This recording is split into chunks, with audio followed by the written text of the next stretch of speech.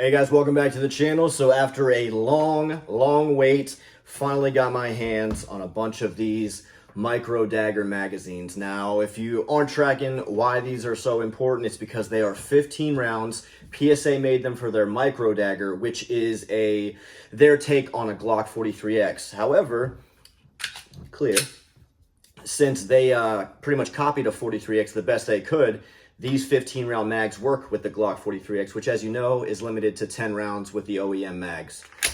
They slide perfectly in. They don't really drop free, but that's awesome. So no hiccups, no hangups, nothing. Just slides perfectly in there. Awesome.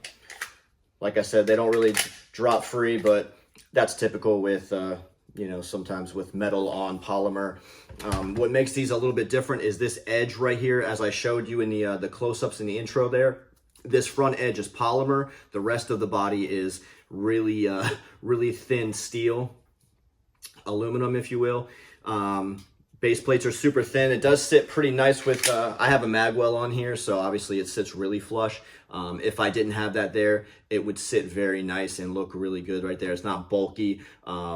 Like the daggers, the compact dagger that uses the P-Mag, that base plate is really huge and it looks kind of out of place.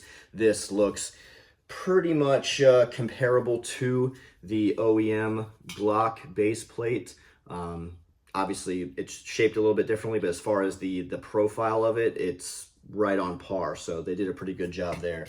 As far as I know, these are made in-house from Palmetto. I'm not sure if they outsource from somebody else, but it is marked with their logo on it. So cool. Fun fact about these mags, I'm not sure which base plates may work with them or may not, if you wanted to increase the already awesome 15 round capacity. But the button to release the spring is the actual Palmetto logo.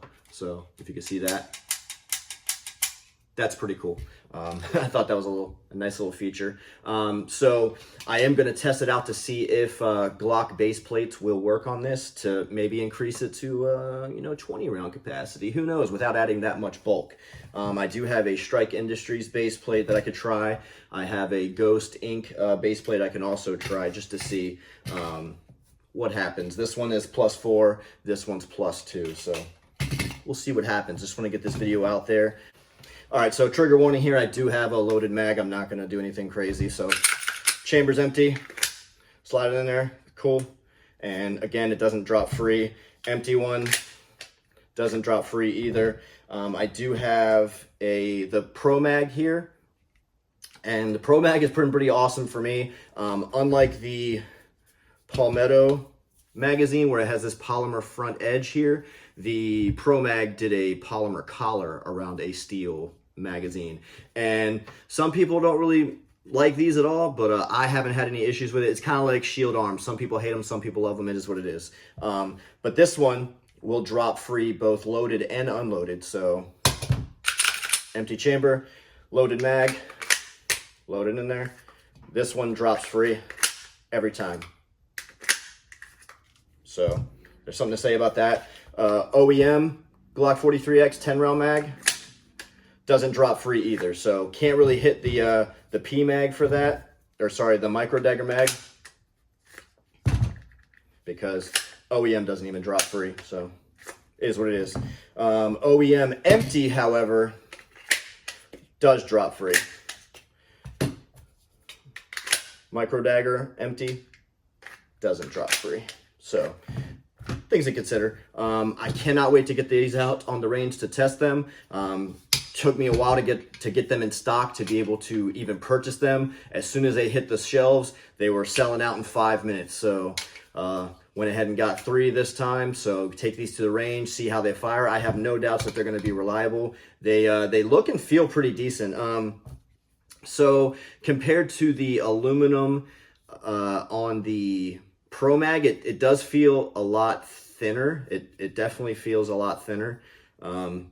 But I wouldn't say that it feels cheaper, really. I just think that's, you know, obviously they had to make it thinner to be able to fit the slim line of the Glock 43x. But I'm looking forward to seeing how it works out. All the feed lips look pretty pretty similar between the three. The Micro Dagger and the OEM look really, really close. So not sure how well you guys can see that in camera. Let me come around this way. All right, so I got the Glock on the right, Micro Dagger on the left.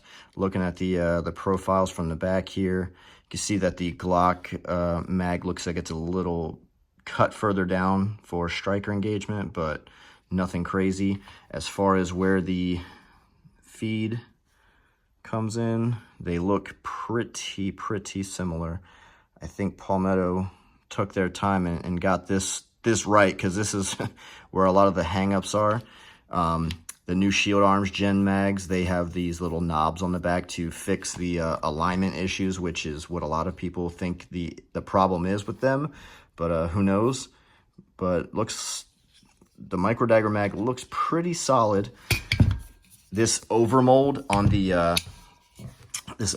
the mag here looks pretty good.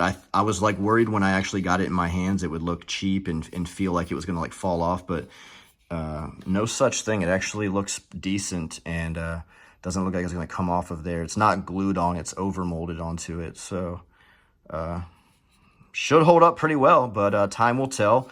And like I said, guys, I can't wait to get some rounds downrange with these. And if you got any questions, let me know. And thank you to Palmetto for getting these out there so we can test them out.